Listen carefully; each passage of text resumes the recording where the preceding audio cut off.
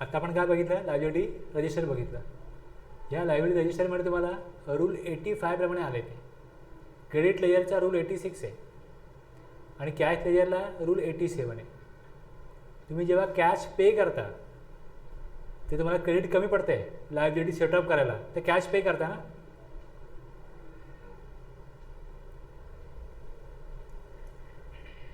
आपण कॅशमध्ये पेमेंट कधी करतो, आपल्याला लायबिलिटी आयदर असू शकते CGST, AGST किंवा मग IGT असू शकते. एक टॅक्स लायबिलिटी असते आणि जर टॅक्स उशिरा पे केला तर तुम्हाला टॅक्सबरोबरच इंटरेस्ट, लेट फीज वगैरे भरायला लागते. आणि तुम्ही लॉ व्हायलेट केला असेल तर वेगळ्या प्रकारची पेनल्टी किंवा अदर काय फीज भरायला लागते. एवढं पेमेंट करावं लागतं कॅशमध्ये. लेट फीज, पेनल्टी, इंटरेस्ट हे कॅशमध्ये पे करायला लागतं. आणि जो टॅक्स आहे तो तुम्ही आयदर क्रेडिट और कॅश किंवा क्रेडिट अँड कॅश दोन्हीमध्ये पे करू शकता. टॅक्स जो असेल तो तुमच्याकडे एक टॅक्स कंपोनंट आहे आणि दुसरं इंटरेस्ट, लेट फी हे कंपोनंट असतात जे आपल्याला पे करायला लागतात लायबिलिटी म्हणून. तर आपण हे बघितलं की इलेक्ट्रॉनिक टॅक्स लायबिलिटी रजिस्टर आहे, दुसरं इलेक्ट्रॉनिक क्रेडिट लेजर आहे, त्याचा फॉर्मचं नाव आहे PMT 01 लायबिलिटी आणि रूल 85 येतो. आपण ज्यावेळेस लायबिलिटी तिकडे दाखवतो आपल्याकडे क्रेडिटला असते, पोर्टलला डेबिटला जाते. त्याच्या अगेन्स्ट तुम्ही काय करता, लायबिलिटीच्या अगेन्स्ट पेमेंट करता किंवा क्रेडिटनी पे करता. मग इथे क्रेडिटला काय येईल, इनपुट टॅक्स क्रेडिट किंवा कॅश. आणि क्रेडिटला काय असेल, क्रेडिटला तुमच्याकडे इनपुट टॅक्स क्रेडिट आहे तो डेबिटला आहे. इनपुट टॅक्स क्रेडिट इकडे लेजरला, क्रेडिट लेजरला क्रेडिटला जाईल. आणि मग ही लायबिलिटी इकडे आहे ती या बाजूला येईल, डेबिटला येईल. तुम्ही लेजर काढून मला करस्पॉन्डिंग लेजर तर उलटं दिसणार ना. त्याचा फॉर्म GST PMT 02 आहे, रूल 86 आहे. हे PMT 01 झालं, PMT 02 झालं. तसं इकडे खाली PMT 03 पण आहे, रिक्रेडिट कॅश किंवा ITC. जर तुम्ही रिफंड क्लेम केला असेल आणि जर रिफंड क्लेम समजा चुकीचा असेल तर रिजेक्ट केला कॅशचा किंवा ITCचा तर मग फॉर्म GST ही ऑर्डर आहे, रिजेक्शन ऑर्डर PMT 03. जो क्रेडिट केलेला असतो, जो तुम्ही रिफंड करता क्लेम केलेला असतो तिकडनं कमी होईल ती कॅश. आणि जर का ती योग्य नसेल तर मग रिजेक्ट केलं जातं तुमची रिक्वेस्ट, तर PMT 03 मधनं होईल. त्याकरता तो फॉर्म आहे PMT 03. आपण हेही बघितलं होतं का की जेव्हा क्रेडिटनी पेमेंट करतो तेव्हा IGST क्रेडिट पहिले वापरायला पाहिजे. IGST पहिले यूज करा. पहिल्यांदा IGST यूज करा IGSTच्या पेमेंटसाठी, IGSTच्या लायबिलिटीसाठी IGSTचं क्रेडिट यूज करा. जर तुमच्याकडे लायबिलिटी सेटअप केल्यानंतर किंवा जर का इनपुट टॅक्स IGSTचा आहे पण लायबिलिटीमध्ये IGST नाही आहे किंवा IGST सेटअप करून IGSTचा क्रेडिट उरला असेल तर मग CGST किंवा IGST करता वापरा. In any order, in any proportion. तिसरा मुद्दा हा सांगितला की ITC on account of IGST.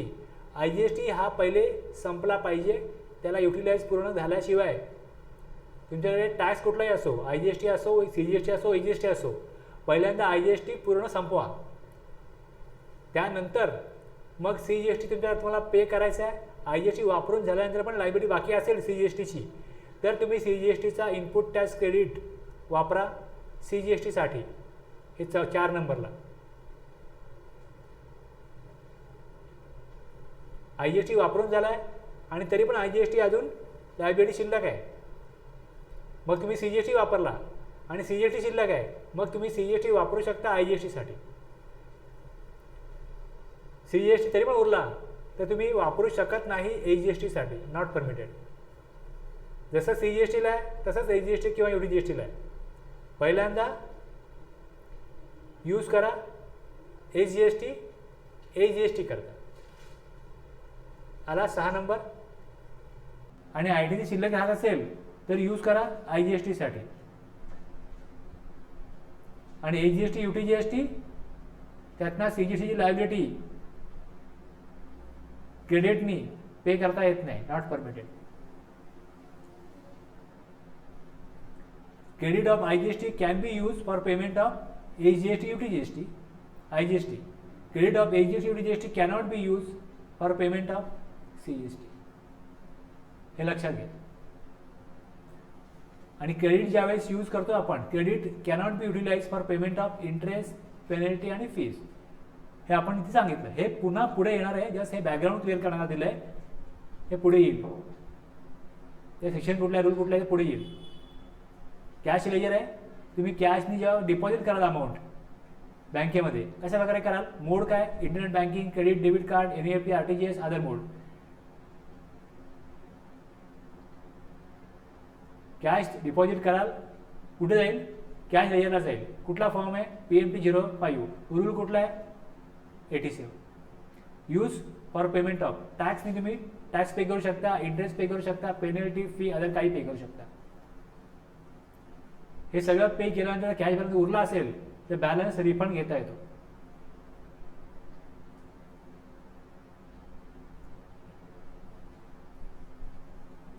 जे बॅलन्स ज्या लेजरला जसे असले पाहिजेत तसे येत नसतील, काही तिथे गडबड आहे, ज्याला डिस्क्रिपन्सी म्हणतात, काय तिकडे कन्फ्लिक्ट आहे, त्यामध्ये अमाऊंटमध्ये काय वेगळं दिसतंय, तर मग GST पोर्टलला तुम्ही कम्युनिकेट करू शकता. एक वेगळा फॉर्म आहे PMT 04 okay, which can be filed ledger related grievances or complaints if there is any discrepancy in electronic liability, cash, credit ledger असेल तर तुम्ही इंटिमेट करा, तिकडे इन्फॉर्म करा, कंप्लेंट द्या. Form GST PMT 04. बँकेत पैसे गेलेत पण तिकडे पैसे नाही आहेत किंवा तिकडे वेगळा बॅलन्स दाखवतोय कुठल्याही प्रकारे. हे एवढं आपलं बॅकग्राऊंड आहे. आता आपण डिटेलमध्ये बघायला गेलो तर कॅश लेजर काय, तुम्हाला गरजेचं वाटतं ना, हे समजून घेणं गरजेचं आहे. कारण तुम्ही जर का पेमेंट करायला गेलात तर कॅश, क्रेडिट आणि लायबिलिटी या तिघांचा एकमेकांशी काय संबंध आहे, कशा प्रकारे समजून घ्यायचा, तिथे कसं जातं, काय दिसतंय, कळलं पाहिजे ना. आता जर तुम्ही कॅशचा विचार कराल तर मग सेक्शन 49(1) आणि 49(3) हे कॅशबाबत लॉ मेकरने डिझाईन केले. इलेक्ट्रॉनिक कॅश लेजरबद्दल भाष्य करतात सेक्शन 49(1) आणि 49(3), ज्यामध्ये रूल लागतो 87 आणि त्या रूलमध्ये, त्या 87 रूलप्रमाणे फॉर्म प्रिस्क्राईब केलेला आहे. तो फॉर्म आहे GST PMT 05. GST PMT 05. Electronic cash लेजरला ती अमाऊंट जाईल. एव्हरी डिपॉझिट मेड, आता कॅश भरायला लागेल ना, डिपॉझिट करायला लागेल ना. GST पोर्टलकडे कॅश केव्हा जाईल? डिपॉझिट करू तेव्हाच जाईल ना. मग डिपॉझिट करण्याकरता उद्देश काय डिपॉझिट करण्याचा? टॅक्स लायबिलिटी आहे, इंटरेस्टची लायबिलिटी आहे, पेनल्टी आहे, फीज आहे किंवा आणखीन कुठली लायबिलिटी आहे ती पे करायची आहे. ते पे कशी करणार? डिपॉझिट कशी करणार? तुमच्या बँकेमध्ये अकाउंटला पैसे आहेत ते तुम्ही either internet banking, credit debit card, NEFT, RTGS, आपण याच मार्गाने कोणालाही पैसे पाठवतो ना, किंवा आणखीन काय प्रिस्क्राईब करेल पुढे.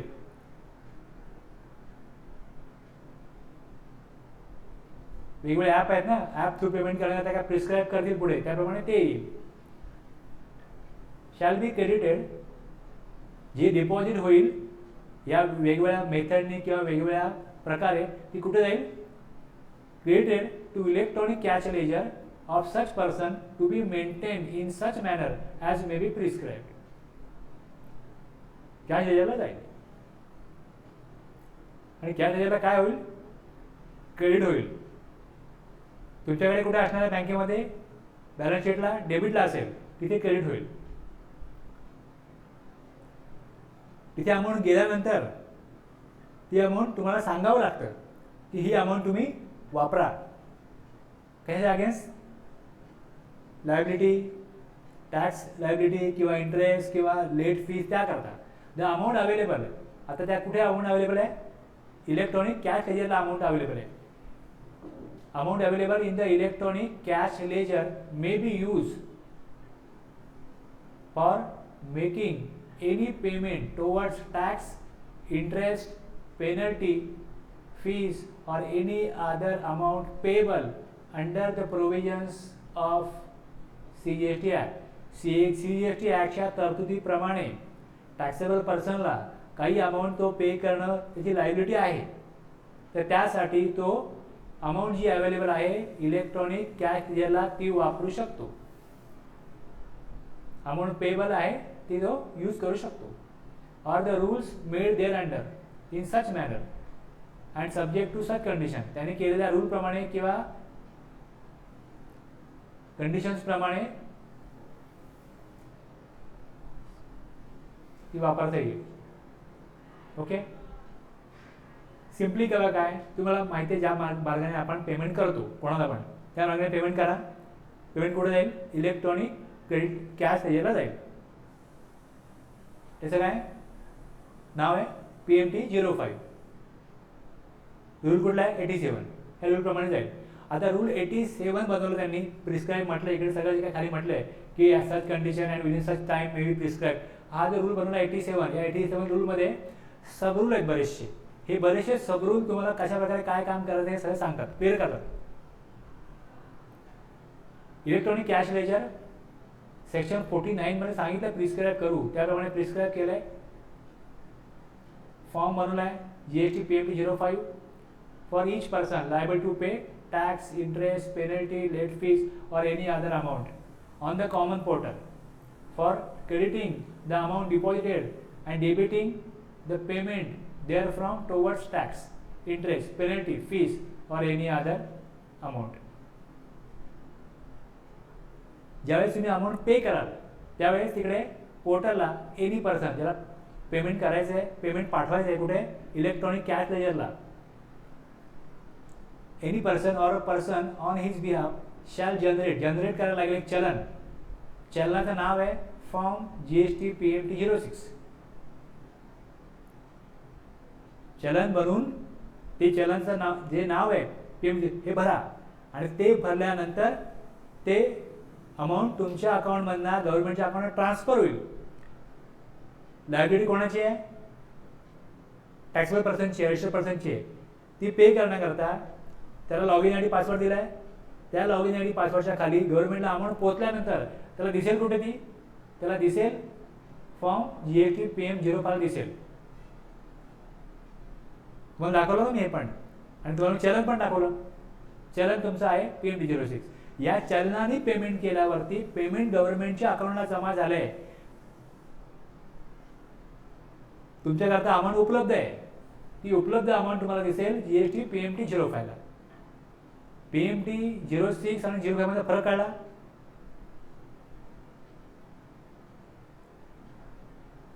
प्रोव्हाइडेड दॅट द चलन, जे चलन बनवाल तुम्ही PMT-06 हे जनरेट केल्यापासून 15 दिवसामध्ये यूज केलं पाहिजे, युटिलाइज केलं पाहिजे, त्याच्या थ्रू पेमेंट झालं पाहिजे. अदरवाईज ते एक्सपायर्ड होतं. त्याची व्हॅलिडिटी 15 दिवस आहे. मी इंटरनेट बँकिंग थ्रू पे करीन, डायरेक्ट अमाऊंट जाईल. आणि जर का मी NEFT किंवा RTGS करण्याकरता प्रोसेस करतोय, तुम्हाला समोर बँक दिसते कुठली बँक आहे, मग ती बँक चूज करतो. ते प्रोसेस केल्यानंतर जी अमाऊंट मी टाकलेली आहे त्याप्रमाणे चलन बनतं. एक वेगळा मला पेपर येतो, एक वेगळा फॉर्म येतो, तो घेऊन मला बँकेत जायला लागतं. मग बँक सांगते की तुम्ही चेक द्या किंवा मग कशा प्रकारे प्रोसेस करायचं. प्रत्येक बँकेची वेगळी प्रोसिजर आहे. ते केल्यानंतर तुमच्या वतीने म्हणजे रजिस्टर्ड पर्सनच्या वतीने बँक रजिस्टर्ड पर्सनच्या अकाउंटमधनं त्याच्या रिक्वेस्टप्रमाणे, त्याच्या ऑर्डरप्रमाणे अमाऊंट ट्रान्सफर करते गव्हर्नमेंटच्या अकाउंटला. अशी प्रोसिजर आहे. The deposit under sub rule 2 shall be made through any of the following modes. एक, internet banking through authorise bank, credit card or debit card through the authorise bank, NEFT RTGS from any bank, over the counter payment through authorise bank for deposit up to ₹10,000 per challan per tax period by cash, check or demand draft. Cash cheque किंवा demand ड्राफ्टनी पर चलान पर tax period. सप्टेंबरचा मला tax भरायचा आहे ऑक्टोबरला, तर मी सप्टेंबरचं जे पेमेंट आहे ते 10,000पेक्षा कमी असेल किंवा अप टू 10,000 असेल तरच चलान थ्रू डिपॉझिट करू शकतो. त्याहून जास्त असेल तर मग इतर जे काही दिलेले मार्ग आहेत त्या मार्गाने पेमेंट करावं लागेल.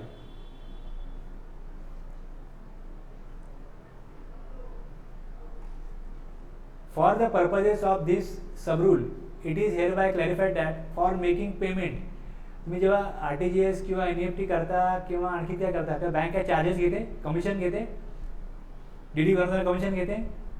Of any amount indicated in the challan, the commission, if any, payable in respect of such payment, shall be borne by the person making such payment.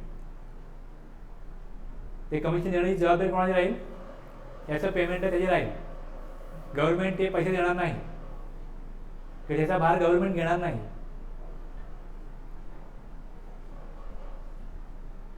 आपण बघितलं ना इथे बघा एक आहे provided that further that person supplying online information and database access or retrieval services from a place outside India.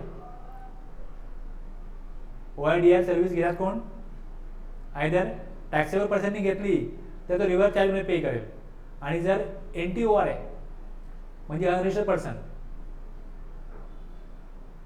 Okay, जो personal कामाला use करतोय, कोण गेम खेळतोय, कोण काय करतोय, त्याच्यासाठी फॉरवर्ड चार्जमध्ये टॅक्स लावला जातो. आणि आपण बघितलं होतं की कंपल्सरीली जे OIDR सर्व्हिस प्रोव्हाइड करतात त्यांना रजिस्ट्रेशन घ्यावं लागतं. रजिस्ट्रेशन घेऊन ते टॅक्स कलेक्ट करत गव्हर्नमेंटला पेमेंट करतात. मग त्यांना गव्हर्नमेंटला पेमेंट याच आधारे करायला लागेल, याच प्रकारे करायला लागेल. ते भारताबाहेर आहेत पण त्यांना याच मार्गाने पेमेंट करायला लागेल. त्यांच्याकरता may also make the deposit under rule 87(2) through international money transfer through society for world wide interbank financial telecommunication payment network from the date notified by the board. Board जेव्हा नोटिफाय करेल त्या डेटपासून त्यांना त्या प्रकारे payment करता येईल, notify करेल तेव्हा. अदरवाईज त्यांना मग याच प्रकारे याच मार्गाने त्यांनी दिलेलं आहे या 06 चलन बनवायचं आहे पेमेंट करण्याकरता, ते हेच मार्ग आहेत ते त्यांना बनवायला लागेल. Provided that the restriction for deposit up to ₹10,000 10,000 काय करायला लागेल? तुम्ही जे पेमेंट कराल मोड काय काय? Mode of deposit in electronic cash ledger, online payment, offline payment. Online तुम्हाला internet banking, credit debit card ह्याला लिमिट नाही काहीच. आणि जर तुम्ही ऑफलाईन करायला झाला NEFT RTGS ला no limit. Over the counter cash, cheque, demand draft 10,000 अमाऊंटच्या वरती अलाउड नाही per tax period per challan. Any other mode as may be prescribe. Okay, एवढं क्लिअर कळलं? आता ही 10,000चे लिमिट जे आहे, जे रिस्ट्रिक्शन आहे ते restriction non applicability of over the counter payment limit on deposit to be made by, त्याला अपवाद आहे. 10,000चं पेमेंट 10,000 पेमेंट कोण करू शकतो? तर प्रॉपर ऑफिसर और एनी अदर ऑफिसर ऑथोराइज, गव्हर्नमेंटचा जो अधिकारी आहे किंवा ज्याला काही अशी लायबिलिटी वसूल करण्याकरता नेमला आहे तो रिकवर करतो लायबिलिटी, तो रिकवर करतो to recover outstanding dues including attachment proceedings और sale of movable immovable properties. जप्ती आणा, पैसे वसूल करा, विक्री करा आणि पैसे घ्या. पैसे कॅशमध्ये आले तर प्रॉपर ऑफिसर 10,000च्या वरची अमाऊंट गव्हर्नमेंटच्या अकाउंटला डिपॉझिट करू शकतो 10,000च्या वरती असेल तरी पण. दुसरं, to collect the amount by way of cash, cheque, demand draft during any investigation, enforcement activity, any ad hoc deposit. कुठल्याही कारवाईच्या दरम्यान जर का अशा प्रकारची अमाऊंट असेल ती पण 10,000च्या वरती प्रॉपर ऑफिसर किंवा ऑथोराइज ऑफिसर जो केला आहे त्या कामाकरता तो कॅश डिपॉझिट करू शकतो मोर दॅन 10,000. गव्हर्नमेंट डिपार्टमेंटला हे रिस्ट्रिक्शन्स लागू होणार नाही. आणि जे कमिशनर काही पर्सन नोटिफाईड करतील ते पण 10,000च्या वरची कॅश डिपॉझिट करू शकतील. Otherwise offline cash, cheque, DD 10,000च्या वरती अमाऊंट डिपॉझिट करता येणार नाही, पे करता येणार नाही. RTGS NEFT किती पण करा ऑफलाईनला, NEFT RTGS ऑफलाईन करायला लागते. इंटरनेट बँकिंग आणि क्रेडिट डेबिट कार्ड हे ऑनलाईन पेमेंट करता येतात.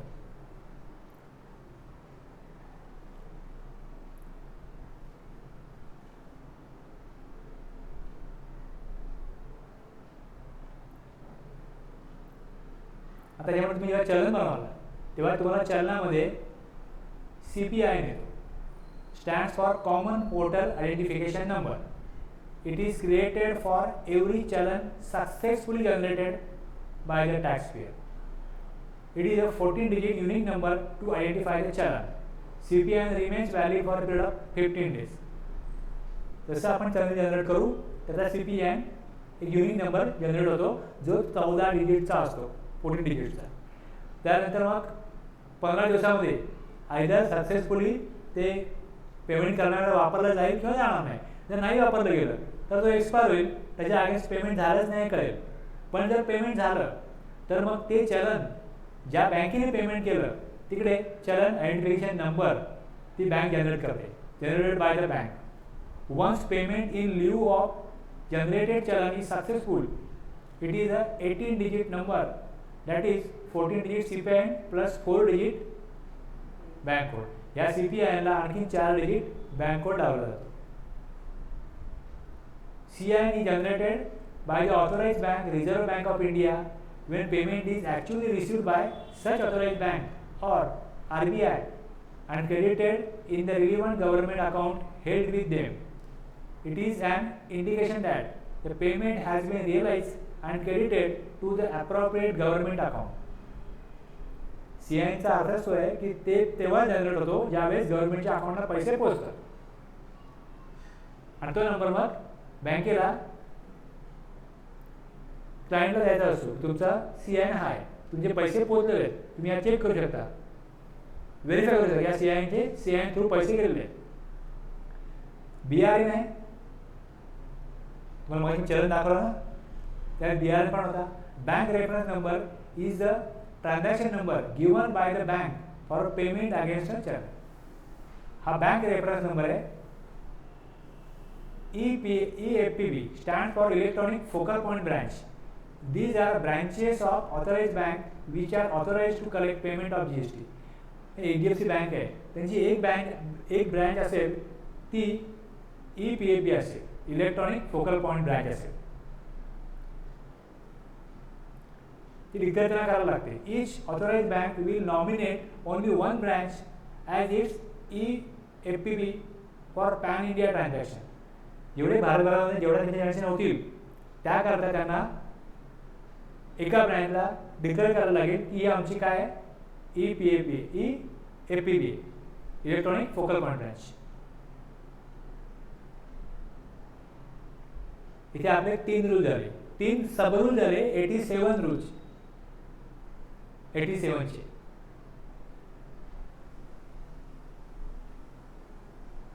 Any payment required to be made by a person who is not registered under the Act shall be made on the basis of temporary identification number generated through the common portal. जर एखादा असा person आहे जे GST act मधले किंवा rule मधले त्या तरतुदी आहेत त्या सगळ्यांकरता लागू आहेत, पण जो पर्सन घेतो त्याच्यावरती ऑलमोस्ट पूर्ण ॲक्टचे किंवा लॉचे ऑब्लिगेशन असतात. पण जो अनरजिस्टर्ड आहे त्याला पण काही गोष्टी ॲप्लिकेबल आहेत. जो सप्लाय करतो आणि जर त्याला ॲज पर सेक्शन 22 किंवा 24 त्याने ॲक्टिव्हिटी केली तर त्याला रजिस्ट्रेशन घ्यायला लागेल ना.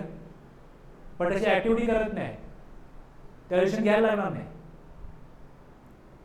गाडी चालवणाऱ्या माणसाकडे लायसन पाहिजे, पण जर गाडी चालवतोय त्याच्या बाजूला जो बसलाय त्याने सीट बेल्ट लावला पाहिजे, किंवा जो 2 व्हीलरवरती 2 जण बसलेत दोघांकडे हेल्मेट पाहिजे, म्हणजे गाडी चालवतोय. पण लॉमध्ये दिलंय ना की ड्रायव्हर करता वेगळे नियम आहेत आणि ड्रायव्हर बरोबर जो बसलाय त्याच्याकरता पण नियम आहेत. तुम्ही काय ड्रायव्हिंग करत नाही म्हणून म्हणा माझ्या काय संबंध, मी फक्त बसलोय. तसं तुम्ही रजिस्टर्ड पर्सन नाही आहात, पण तुम्ही सप्लायच्या चेनमध्ये आलात ना, ट्रान्सपोर्टर आहे किंवा इतर कुठला व्यक्ती आहे, त्यांनी कोणाला माल दिला आणि त्यांनी खोटा इन्व्हॉइस बनवून दिला किंवा माल दिला किंवा इन्व्हॉइस बनवून दिला, अशा कुठल्याही प्रकरणामध्ये जे रजिस्टर्ड पर्सन आहेत त्यांना काही अशा प्रकारच्या अनियमित कारवाया करण्याकरता मदत केली कोणी त्याच्यावरती कारवाई व्हायला पाहिजे ना. मग त्याला कुठल्याही प्रकारची पेमेंट लावली असेल तर त्याला जीएसटी नंबर नसेल, मग तो टेम्पररी आयडेंटिटी नंबर घेऊन त्याला काढलेली पेनल्टी फीज आहे ती तो भरू शकतो. Payment required to be made by person who is not registered under the act shall be made on the basis of temporary identity number generated through the common portal. आणि ज्यावेळेस तुम्ही NEFT किंवा RTGS करता, where the payment is made by way of NEFT or RTGS mode from any bank, तिकडे bank तुम्हाला choose करायला लागते. तुम्ही तिकडे जाल, तुम्हाला तिकडे अशा बऱ्याच लोकल बँका तिथे येतात. अभ्युदय बँक आहे, तुम्ही अभ्युदय बँक थ्रू पण पेमेंट करू शकता. कोऑपरेटिव्ह बँक आहेत बऱ्याचशा, तर तिथं तुम्ही एनईएफटी आरटीजीएस करू शकता. तर त्यावेळेस जेव्हा बँक चूज करतो, ऑनलाईन पेमेंट करायला कमी बँक आहे. इंटरनेट बँकिंग तुम्ही जेव्हा ऑनलाईन कराल त्यात कमी बँक आहे, पण एनईएफटी आरटीजीएससाठी बऱ्याच बँक आहे, पण पेमेंट इमिजिएटली होत नाही. तुम्हाला तिथे एक अजून एक पेपर मिळतो, द मॅन्डेट फॉर्म म्हणतात त्याला, तो घेऊन जावा लागतो. त्याची प्रिंटआउट काढावं लागते आणि तो घेऊन बँकेत जायला लागतं. मग बँक सांगेल त्याप्रमाणे कोणाला चेक पाहिजे, साईन पाहिजे ते करून मग ती पुढची प्रोसिजर जी आहे ती बँक करते. Mandate form shall be generated along with the चलन ऑन द कॉमन पोर्टल. तुम्ही जेव्हा चूज कराल ना तो ऑप्शन एनईएफटी किंवा आरटीजीएस, त्यावेळेस तुम्हाला त्याबरोबर मॅन्डेट फॉर्म येईल. त्यावरती माहिती जाईल, तुमच्याकडे वरती दिलेलं आहे की CPIN काय आहे वगैरे वगैरे. तुम्ही चूज केलेली बँक कुठली आहे त्याची माहिती त्यावर जाईल. मग तुम्हाला तो फॉर्म त्याच बँकेत घेऊन जायला लागेल तुम्ही जी बँक सिलेक्ट केली आहे. तुम्ही बँक सिलेक्ट कराल एक आणि घेऊन जा दुसरा बँकेत आणि सांगाल माझं अकाउंट आहे आणि हा फॉर्म घ्या, ते घेणार नाही. आणि 15 दिवसामध्ये ते घेऊन जायला पाहिजे.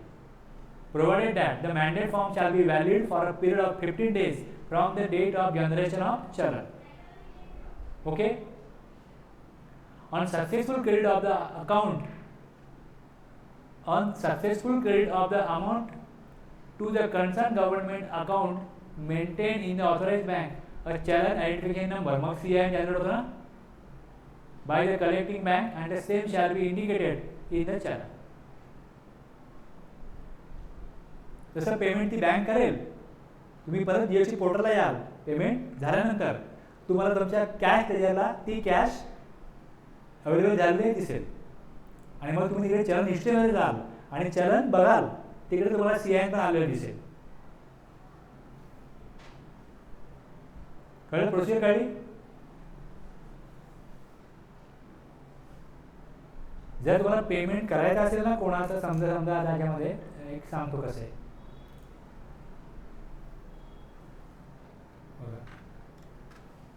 जीएसटी पोर्टलला गेलो, मला एखाद्याला पेमेंट करायचं आहे, सर्व्हिसेसमध्ये गेलो, पेमेंट क्रिएट चलन, लॉग इन नाही केलं मी. एखाद्याला मला पेमेंट करायचं आहे, त्याला सांगितलं मी तुला पेमेंट देईन आणि जी माझी लायबिलिटी आहे ते चलन भरून देईन, ते भरतो. तर त्यामुळे चलन बाहेर नाही बनवता येतं.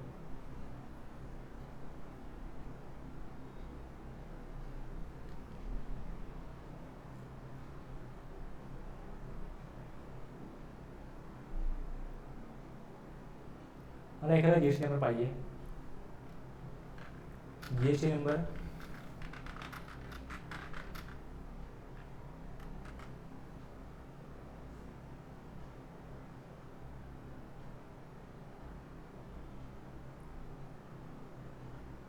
घेतला.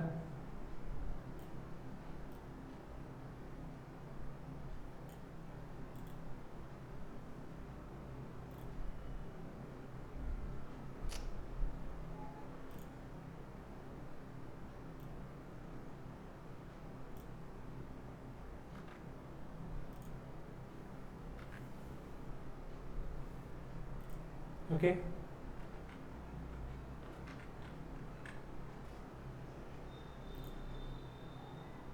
Yes sir. आला अमाऊंट, नंबर बघा इकडे. लायबिलिटी किती आहे, HGST किती आहे, खाली ही पेमेंट आहे, over the counter NEFT RTGS आहे. बघा आता दिसते इकडे bank,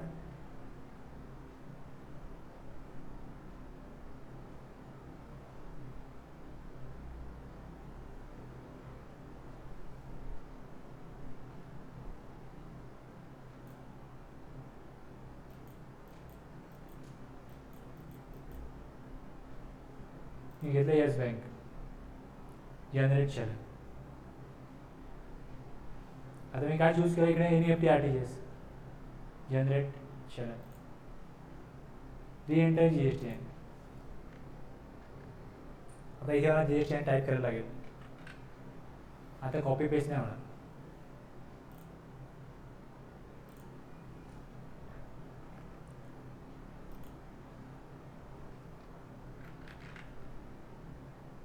AAA CB 0472 C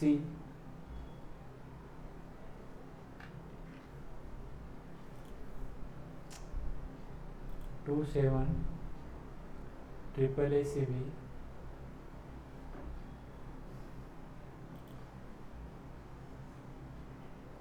27 AAA CB 0472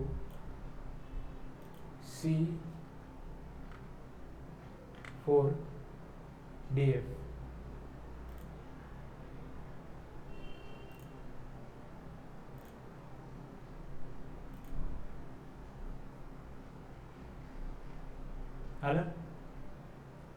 आला इकडे CPN.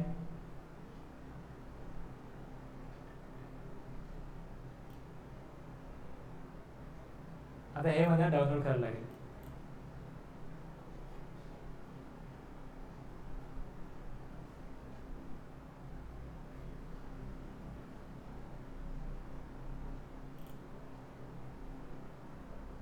हे बघा, दिसते 1,000. GSTN दिसतो इकडे, बँक ऑफ इंडिया दिसतं इकडे, CPN, येस बँके थ्रू पाठवतोय. पेमेंट कोणाचं आहे? एका पार्टीचं. पेमेंट कुठनं करतोय? येस बँकेतनं. बेनिफिशियरी अकाउंट नंबर दिसतोय,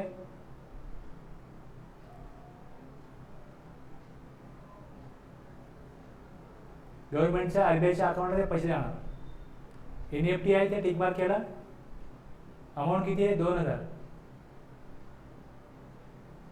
बाकी माहिती भरायची आहे इकडे. आता हे बँकेत मी घेऊन जाणार बघा.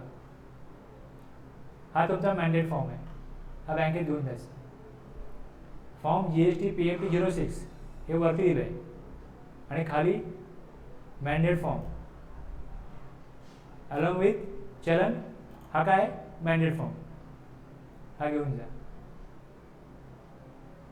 असं ऑफलाईन पेमेंट होणार. हे बँकेत मी घेऊन गेलो, बँकेने सांगितलं की मग तुम्ही एक ॲप्लिकेशन आणा किंवा आमचं ॲप्लिकेशन ते भरून आणा, चेक आणा, साईन आणा ऑथराईज पर्सनची. ते सगळ्या प्रोसिजर केल्या का मग बँक तुमच्या वतीने पेमेंट करेल आणि मग पेमेंट केल्यानंतर इलेक्ट्रॉनिक कॅश लेजरला अमाऊंट जमा होईल.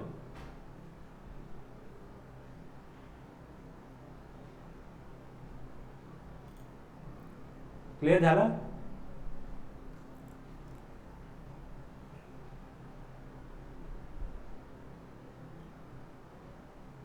सक्सेसफुल पेमेंट झालं पाहिजे.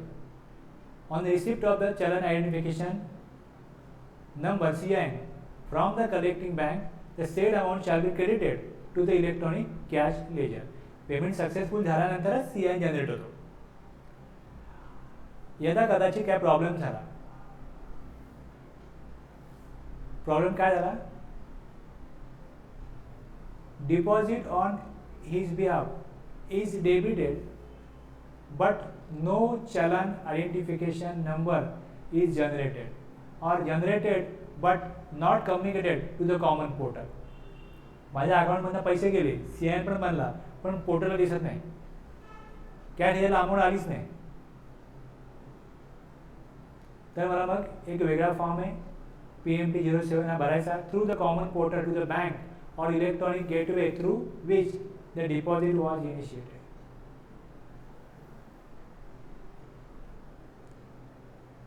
त्यांना कळलं पाहिजे ना काहीतरी प्रॉब्लेम झाला आहे, पेमेंट आलेलं नाही, ते पेमेंट तुमच्या अकाउंटला येतं.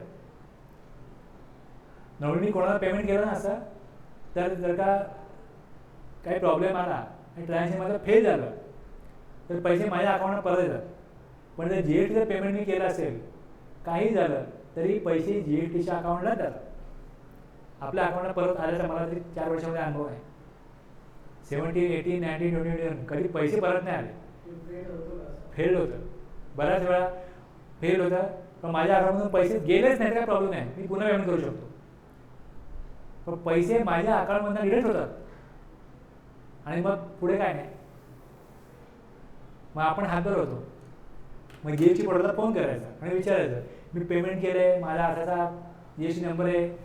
ते अगोदर बोलतात की पोर्टलला प्रॉब्लेम आहे, वेट करा, इश्यू आहे, पैसे तुमच्या अकाउंटला जमा होतील. केव्हा केव्हा 2-3 तासांनी पैसे जमा होतात, केव्हा केव्हा सकाळी केले रात्रीपर्यंत जमा होतात, केव्हा केव्हा मग दुसऱ्या दिवशीशिवाय जमा झालेत नाही, असा माझा अनुभव आहे. पण सेकंड डे तो परत प्रॉब्लेम त्यांचा क्लिअर होतो. पण 20 तारखेला पेमेंट आहे, मी 20 तारखेला सकाळी केलं तर 20 तारखेच्या रात्रीपर्यंत जरी काम झालं तेव्हा लेट फीज लागत नाही. पण 21ला मी फाईल केलं तर मला 50 रुपये फाईन भरायला लागते 3Bला. शक्यतो 20 तारखेला करूच नाही, 19पर्यंत करून मोकळं व्हावं, क्लिअर होतं माझं. Any amount deducted under section 51 किंवा कलेक्टेड अंडर सेक्शन 52. जर गव्हर्नमेंटला काय सप्लाय केला त्यांच्याकडे TDS नंबर असतो, 2.5 लाखाच्या वरचं पेमेंट असेल तर TDS डिडक्ट करून ते पेमेंट करतात. आणि जर ई-कॉमर्स ऑपरेटर सप्लाय केला असेल तर त्यांना टॅक्स कलेक्ट करायला लागतो सेक्शन 52 मध्ये. तर ती जी अमाऊंट आहे ती अमाऊंट क्लेम करायला लागते की जी अमाऊंट त्यांनी डिडक्ट केली आहे ती क्लेम केल्यानंतर, म्हणजे एक प्रोसिजर आहे, ती प्रोसिजर केल्यानंतर त्या रजिस्टर्ड टॅक्सेबल पर्सन जो आहे त्याच्या shall be credited to the electronic cash ledger. Electronic cash लेजरला अमाऊंट तेव्हाच येते जेव्हा तुम्ही क्लेम करता की जो माझा TCS किंवा TDS आहे तो इथे आलेला आहे. तुम्हाला तिकडे वेगवेगळे टॅब दिसतात ना, तिकडे एक टॅब दिसतो TCSचा, त्यात जावं लागतं. तिकडे जाऊन तो ॲक्सेप्ट करायला लागतो, तो TDS किंवा TCS. तो ॲक्सेप्ट केल्यानंतर, ती प्रोसिजर केल्यानंतर मग तुमच्या इलेक्ट्रॉनिक कॅश लेजरला अमाऊंट येते. म्हणजे तुम्ही बँके थ्रू पैसे भरता ते तुमच्या इलेक्ट्रॉनिक कॅश लेजरला येतात, ॲज वेल ॲज जो TDS तुमच्या रेसिपिएंटनी गव्हर्नमेंट कुठला कॉन्ट्रॅक्ट घेतला असेल त्यांनी जर का डिडक्ट केला असेल तो क्लेम करायला लागतो. आणि ई-कॉमर्स ऑपरेटर सप्लाय केला असेल तर त्यांनी TCS कलेक्ट केला असेल तो पण त्यांनी डिडक्ट केला आहे, पण त्यांनी भरला फॉर्म, त्यांनी रिटर्न फाईल केला आहे, तर ती अमाऊंट तुमच्या अकाउंटला आल्यावर तुम्ही ॲक्सेप्ट कराल मग तुमच्या कॅश लेजरला येते. कॅश लेजरला बँके थ्रू केलेलं payment plus TDS TCS through केलेलं पेमेंट हे कॅश लेजरला येतं.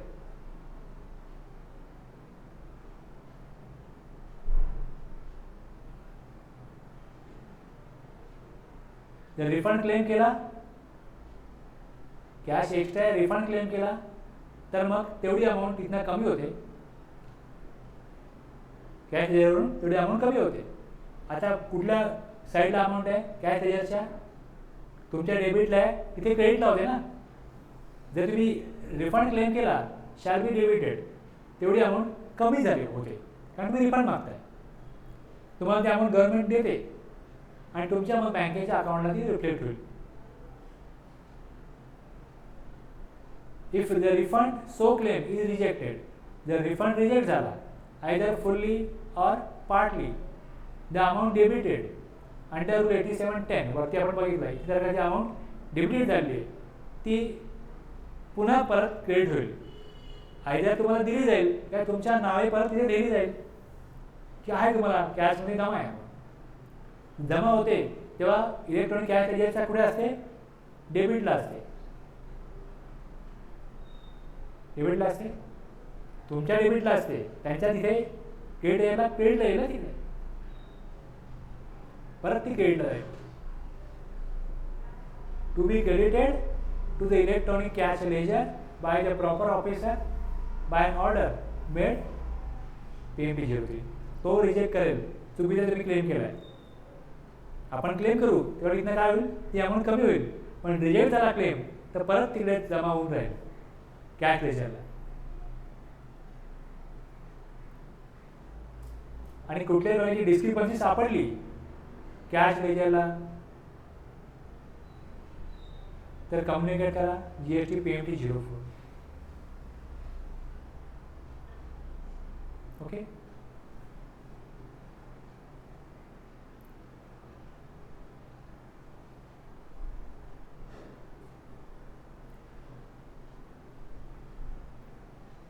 मी जे मगाशी सांगितलं की हे चुकीचं घडलं तुमच्याकडनं.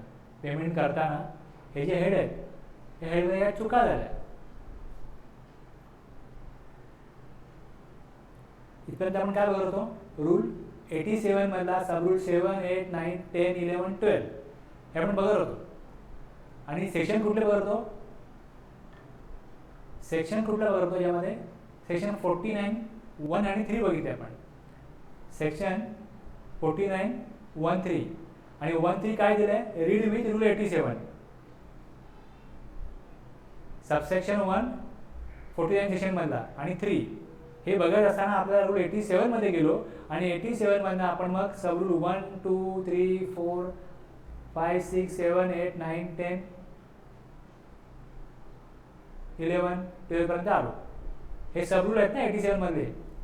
आणि सेक्शन 49 मधलं पुढचं सेक्शन आहे 49, 10 आणि 49, 11.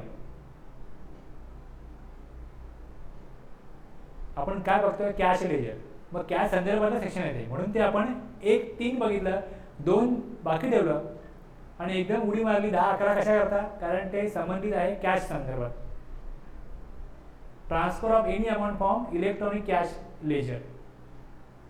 इलेक्ट्रॉनिक कॅश लेजर आणि त्याचा सब रूल आहे 13, 87. आता आपण इथे 12 पर्यंत बघितले ना हे सब रूल. मग सब रूल 13 कशा करताय? तर तुम्ही सेक्शन 10 आणि 11, सेक्शन 49 आणि सेक्शन 49 मध्ये registered person may on the common portal transfer any amount. चुकीच्या मेजर हेड आणि मायनर हेड आहेत. या मेजर हेडची अमाऊंट आहे, समजा माझ्याकडे इथे CGST होता, चुकून मी IGSTला घेतला, किंवा मला IGST पाहिजे होता, चुकून मी CGSTला घेतला, म्हणजे माझा मेजर हेड चुकला. हे मेजर हेड आहे. CGST, IGST, सेस हे मेजर हे मेजर हेड आहेत आणि हे मायनर हेड आहेत. Interest, penalty. ह्यात कुठे फीजला पाहिजे होता, घ्यायचा होता, तो मी इंटरेस्टला घेतला किंवा आदरला घेतला, तो मला फीजला पाहिजे.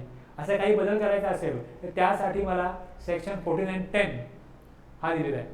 त्या 10 सांगितलेलं आहे की अशा प्रकारे काय बदल झाला असेल तर तुम्ही फॉर्म प्रिस्क्राईब केला आहे PMT 09. या PMT 09 फॉर्ममध्ये ॲज पर रूल 87, 13 तुम्ही बदल करू शकता. काय चुकलंय तर तो फॉर्म भरा आणि सांगा की अमाऊंट ट्रान्सफर करून द्या एका मेजर हेडमध्ये दुसरा मेजर हेडला, किंवा एका मेजर हेडची एखादी अमाऊंट मायनर हेडला पाहिजे, कुठेही ट्रान्सफर करता येते.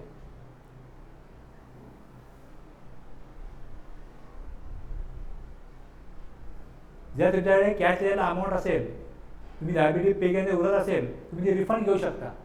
तर ज्यावेळेस तुम्ही जेव्हा ट्रान्सफर करता की IGST मध्ये अमाऊंट मला CGST मध्ये पाहिजे, तेव्हा तुम्ही IGST रिफंड घेतलाय असं समजलं जाईल. डीम टू बी रिफंड असं मानलं जाईल की तुम्ही IGST रिफंड घेतलाय आणि मग ट्रान्सफर कुठे गेली? CGSTला.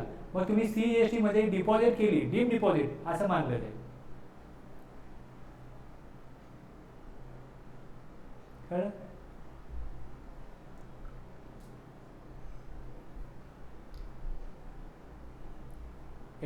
सब रूल 13 मध्ये हे करायचं.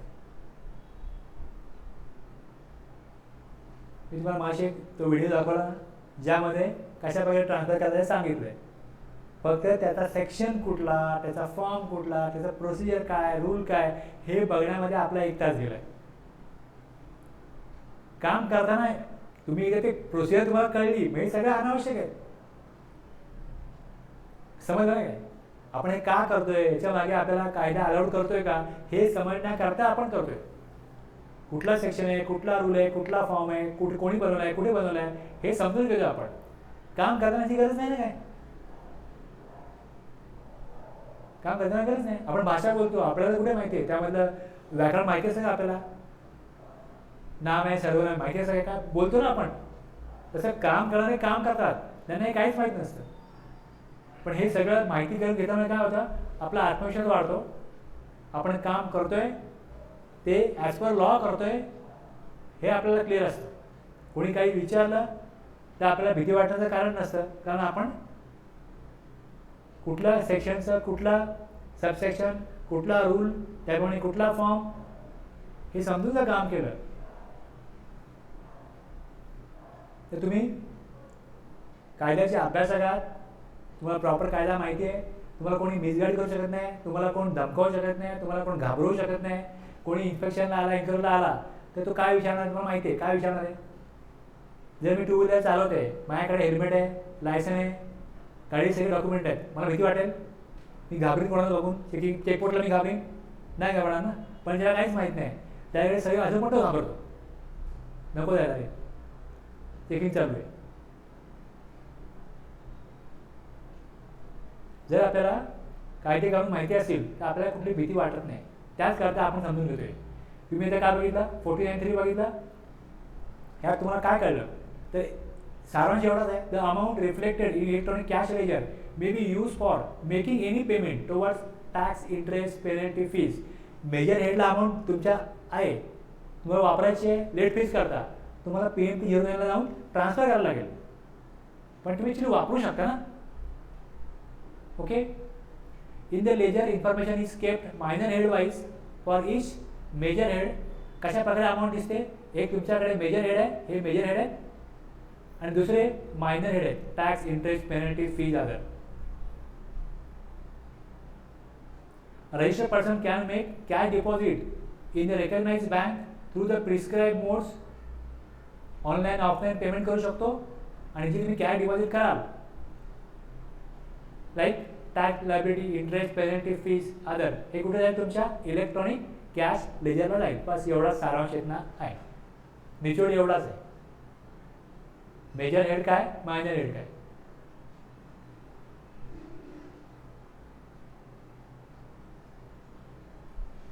कळलं कॅश लेजर.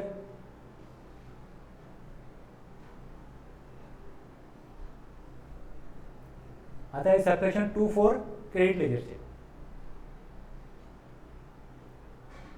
तुम्ही जेव्हा क्रेडिट जमा होईल कुठे दिसेल, इलेक्ट्रॉनिक क्रेडिट लेजरला. फॉर्म कुठला आहे, फॉर्म GST PMT 02. त्याला गव्हर्नमेंट रूल बनवला आहे 86 रूल प्रमाणे फॉर्म GST PMT 02 आहे. हे एवढं सगळं कोणी लक्षात ठेवू शकत नाही, वारंवार वाचल्यावर लक्षात राहते. लक्षात ठेवण्याची गरज पण नाही, तुम्हाला कुठली एक्झाम पण द्यायची नाहीये.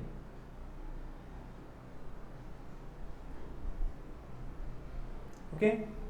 मी उद्या घेणार आहे. यस, तुम्हाला आता फक्त ओव्हरव्ह्यू सांगतो. सबसेक्शन 2.4 हे कशाबद्दल आहे, इलेक्ट्रॉनिक क्रेडिट लेजरबद्दल आहे. मग त्या क्रेडिट लेजरला जी अमाऊंट आहे 49.5 सांगतो, ती तुम्ही अमाऊंट कशा प्रकारे युटिलाइज करायची, लायबिलिटीच्या अगेन्स्ट. लायबिलिटीच्या अगेन्स्ट युटिलाइज कशी करायची, हे IGST आहे, CGST आहे, AGST आहे, UTGST आहे, हे सगळं आपण करतो ना. पण यामध्ये काय होतं, पहिले जो IGST आहे तो IGST लोक वापरायचे, आणि त्यानंतर IGSTचा यूजच नाही करायची, IGSTचा पडून राहायचा क्रेडिट लेजरला. आणि IGST मध्ये काय असतं, सेंट्रलचं आणि स्टेटचं दोघांनी त्यामध्ये रेव्हेन्यू असतो. पण लोक जर यूज करत नसतील तर मग ज्या स्टेटचा रेव्हेन्यू त्यामध्ये अडकलाय त्यांचा हिशोब कसा होणार. जर महाराष्ट्रामधनं गुजरातला मटेरियल गेलं तर टॅक्स कोणाला मिळेल, महाराष्ट्राला का गुजरातला, गुजरातला मिळेल, कारण GST काय, एक्सचेंज बेस्ड टॅक्स आहे. आता जो IGST ज्यांनी परचेस केलं तो काय करणार, त्या IGSTचा केव्हा ना केव्हा क्रेडिट घेणार ना, पण तो क्रेडिटच घेत नाही IGSTचा. तर मग गुजरातला अमाऊंट त्याच्या द्यायची आहे, ती द्यायची कशी, त्या IGSTची. आणि जर त्याने पेमेंट केलं, जर त्या IGST मधनं त्यांनी जर का माल गुजरातमधून पाठवला त्या व्यापाऱ्यांनी मध्य प्रदेशला, तर मग हिशोब करतच नाही, तर देणे लागणारच नाही. गुजरातला तो टॅक्स होता, त्याने युटिलाइज माल पाठवला कुठे, मध्य प्रदेशला, आणि त्या काळात तो IGST वापरला. जोपर्यंत IGST एक्झॉस्ट होत नाही तोपर्यंत सेंट्रलचा इन्कम किती आणि कुठल्या स्टेटचा इन्कम किती ह्याचा हिशोब होत नाही. तो हिशोब होण्याकरता गरजेचं काय होतं की ती अमाऊंट संपवा IGSTची. म्हणून मग लॉ अमेंड केला. लॉ अमेंड करून पुढे जाऊन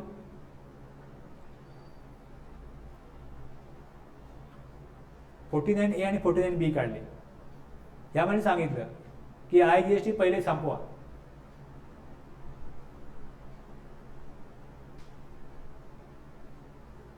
मध्ये काही सांगितलंय, पण तुम्ही त्या पेमेंटसाठी IGST युटिलाइज करा.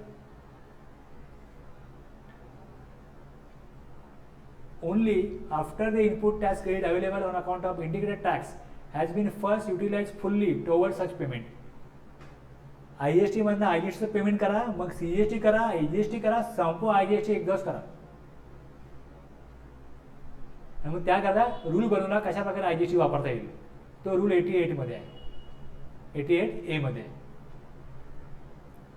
त्याप्रमाणे आपण पुढे जाऊन 88A रूल बघू, जे आपण आता गव्हर्नमेंटने असं एक सर्क्युलर काढलं कशा प्रकारे पे करता येईल.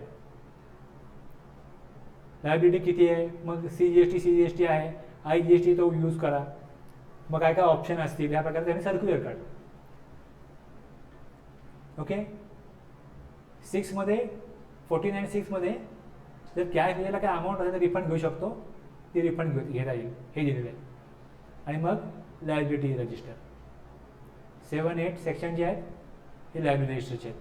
तुमचे लायबिलिटी असेल तर लायबिलिटी तुम्ही पहिले ऑल ड्यूज क्लिअर करा प्रिव्हियस असलेले, मग करंट ड्यूज करा, मग तुम्हाला काय नोटीस आले, डिमांड आले ते पे करा. अशा प्रकारचे प्रोव्हिजन लायबिलिटी रजिस्टरमध्ये आहे. तुमच्याकडे 3 प्रकारचे लेजर आहेत. एक कॅश लेजरला अमाऊंट कशी येईल, तुम्ही बँकेतना पेमेंट केली तिथनं येईल, प्लस TDS TCS मधनं येईल. आणि क्रेडिट लेजरला तुमचं जे इनपुट टॅक्स क्रेडिट आहे, तुम्ही जे सेल्फ असेट्स मंथली रिटर्न करता त्यातनं काय येतं, क्रेडिटला अमाऊंट येते. आणि लायबिलिटीमध्ये पण जी सेल्फ असेट लायबिलिटी आहे ती रेकॉर्ड होते लायबिलिटी रजिस्टरला. हे 3 लेजर इलेक्ट्रॉनिक लेजर आहेत, GST पोर्टलला प्रत्येक रजिस्टर पर्सनच्या अकाउंटला असतं आणि सगळं इथे रेकॉर्ड होतं. आणि as per provision, as per section, rule, law प्रमाणे तुम्ही काम करताय की नाही करताय हे त्या सगळ्या तिकडे रेकॉर्ड होते. आणि मग ते गव्हर्नमेंटचे ऑफिसर चेक करतात आणि जर तुम्ही चुकीचं करत असाल तर मग त्याप्रमाणे तुम्हाला डिमांड नोटीस वगैरे पाठवण्याचं काम हे डिपार्टमेंटचं आहे. थांबूया इथे.